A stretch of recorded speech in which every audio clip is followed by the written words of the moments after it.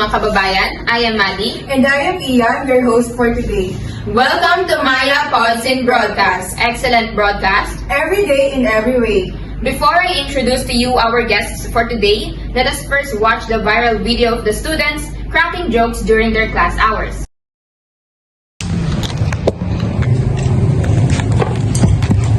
I hope Miss Calingo is not around. Hi guys! Guys, I found something on the internet. If we're made out of atoms, does that mean atoms are trying to learn about itself? Chelsea, don't trust your boyfriend too much. He's made out of atoms. Why? Atoms make up everything. Neutrons are drunk. The bartender never charges them. Electrons are downers. They're always so negative. What are you guys talking about there? You see, this video that gained popularity on the internet brought questions about how atoms were discovered if they are relatively small. That's why for today's Chika, we're going to meet not only one, but 4 notable scientists that helps us in discovering the structure and developments of atoms. When you talk about atoms, it is inevitable to not bring up Sir J.J. Thomson, the scientist who discovered electrons, and the father of nuclear physics, Sir Ernest Rutherford.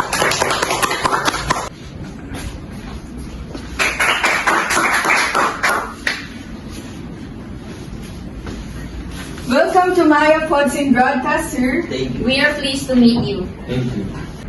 Please take a seat and make yourselves comfortable. Thank you for inviting us in this show. We deeply appreciate it. It is our pleasure, sir.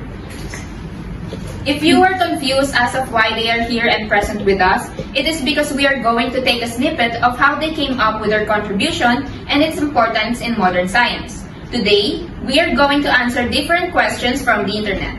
So for the first question, atoms as we all know are very small. How did you come up or what pushed you to discover even smaller subatomic particles, namely electrons? I mean, with all of the things to discover, why electrons? Well, you see, I understood that the accepted representation of an atom did not account for positively or negatively charged particles. Therefore, I modified the atomic theory to incorporate electrons. Ooh, what a bright mind you have, sir. We are really impressed. Let's proceed to the other question. How did you identify an error in John Dalton's atomic theory? To satisfy your curiosity, I must tell you that it was therefore my scientific breakthrough of subatomic particle electron, whereas when I explored that there is subatomic particle, which signifies that there is something smaller than the atom itself. I contradicted Dalton's understanding that the atom could be subdivided into smaller particles. Ooh, so that is how you debunked chemist Dalton's idea. Brilliant! Did that one of your students disprove your plum pudding model? Is it true, sir? It's embarrassing to acknowledge, but it is true. As a matter of fact, that student of mine is here with us today. Certainly. I carried out an experiment not necessarily to debunk my professor's idea, but to discover it. According to the plum pudding model, if the atoms were soft, the particles would pass through the gold and proceed in a straight path. However, majority of the particles did move along a straight path, but few of the particles bounced back and some were slightly deflected to the side. That seems to be my observation, and the plum pudding model were in conflict. Wonderful explanation, sir. You are really feeding the curiosity of our generation. But you mentioned that you carried out an experiment. What kind of experiment it is, sir? I used the gold foil experiment in which I shot a beam of positively charged particles into a sheet of gold foil. Ooh, wow, that is really astonishing, sir, to think that you came up with an experiment. But what did you discover from the gold foil experiment? The nucleus is a positively charged center of an atom. The electrons revolve around in its circular route. The nucleus is extremely tiny in comparison to the atom, which is why it is a subatomic particle. It's almost as if we conducted an experiment alongside with this notable scientist due to their excellent explanation in answering our queries. We'll take a little break and be right back after a moment.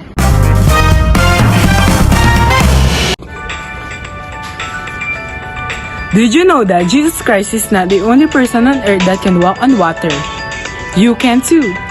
But it may not be because of faith, rather science. I'm just kidding. Jesus is the only one who can walk on water. But you can walk on water like substance instead. You just need 1.5 cup of cornstarch for every cup of water and mix them. There you have it, a non-Newtonian fluid. Newtonian fluid flows at a consistent rate, and non-Newtonian fluid, like this mixture, flows at different rate depending on how much pressure you apply. Where it acts as a solid when pressure is applied because it flows at a much slower rate. But acts as a liquid when pressure is removed because it flows at a much faster rate.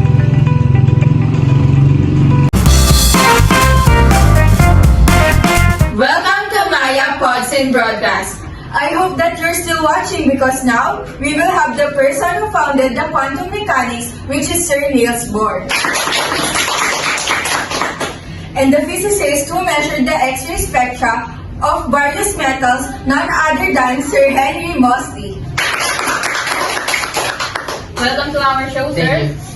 Welcome to our show, sir. Welcome, sir. Please have a seat and make yourselves comfortable. Thank you. Today, we will address the top 3 most asked questions on the internet. Okay, first, I believe this is for you, Sir Niels Bohr. Why did you find the need to contradict Ernest Rutherford's atomic model? To begin with, rather than contradicting the atomic concept, I modified it. Second, I observed that if electrons continually revolve, they will lose energy and make the atom unstable. However, atoms are stable, which is why I modified it. Oh, so when you modified it, sir, what were your discoveries? Electrons don't radiate energy as the shell of the nucleus.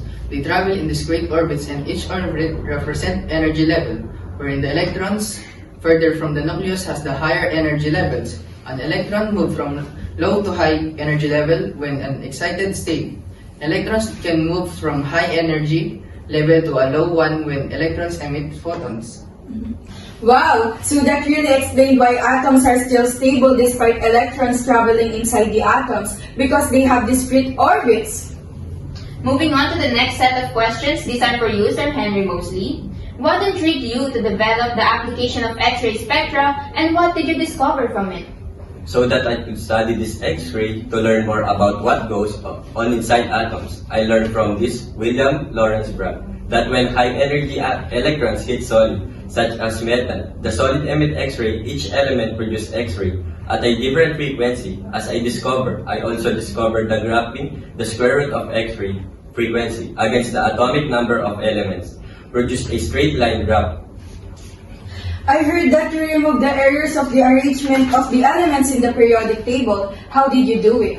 Yes, I organized the elements in the periodic table by their number of protons rather than their atomic weight. That is how I single-handedly put an end to the confusion in arranging the elements in the periodic table. Mind blown! So that is it for our today's Chica. We'll be right back for the Truth or Eat challenge with this award-winning scientist.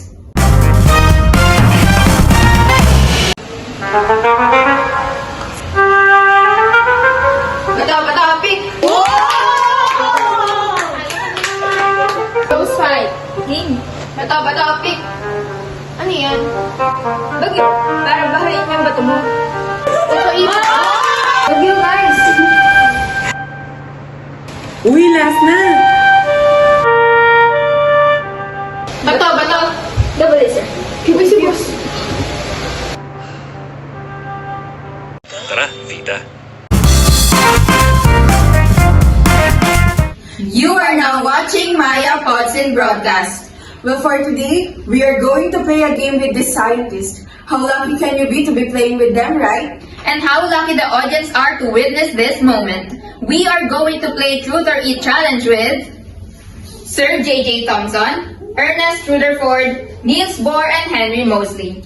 For the mechanics of the game, we are going to ask questions to each scientist and you can choose to tell the truth or eat the exotic food on the table. On this table, we have different types of exotic food that we have prepared just for you. We have the chicken intestine, chicken's blood, chicken feet, and chicken head.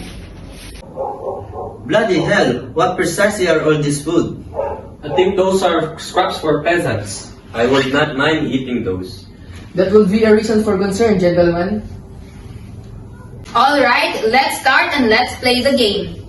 Is it true, Sir Thompson, that one of the books that you have published was corrected by a scientist who worked for you before? Well, I am not going to be transparent about that. At the very least, I can speak my own language fluently and write papers well enough to publish a book.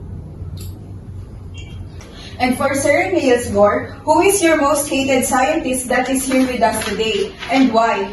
Professor Thompson. I had a disagreement with him so much so that I will choose to abandon his laboratory and decided to work with Sir Ernest's laboratory. Instead, the disagreement started when I corrected one of his published books. Who is the scientist which works are mostly corrected by other scientists? Why are you staring at me? It seems this game is getting a little bit tense. Let's try to change it up. This round, I am going to ask questions and you're going to tell the truth by eating one of the street food that I am going to pick just for you. Are you ready? Let's start. Who among here worked with Sir Ernest Rutherford? Alright, let's pick the most delicious intestine on a skewer here on the table.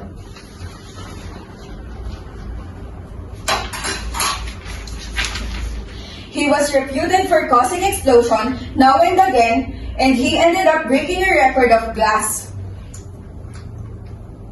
Oh, let's see what we have on the table. It has a beak, an eye, and a neck. Definitely a chicken head. Oh, what a lovely day to eat this.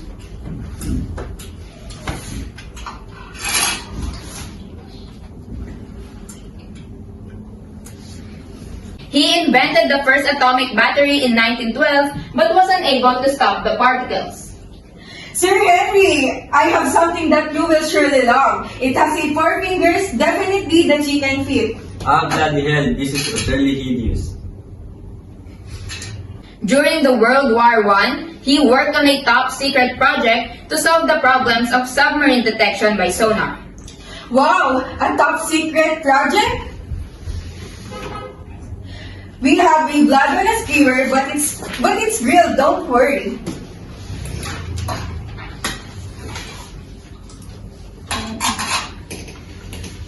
This is somehow delicious. It's somehow soft. Thank you, Sir J.J. Thompson, Niels Bohr, Ernest Rutherford, and Sir Henry Moseley for enriching our minds as well as the viewers. And despite disagreement throughout the discovery of the atoms, we must remember that every discovery is equally valuable because another finding leads to another. There will be no final discovery without an initial discovery. I am Maddie. And I am Iya.